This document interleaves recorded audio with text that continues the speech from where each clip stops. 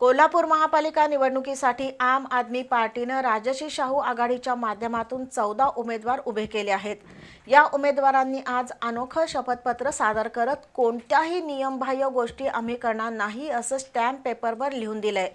त्यांच्या या अनोख्या शपथपत्राची चर्चा होतीये। कोल्हापूर महापालिका निवडणुकीसाठी जोरदार राजकीय घडामोडी होत आहेत।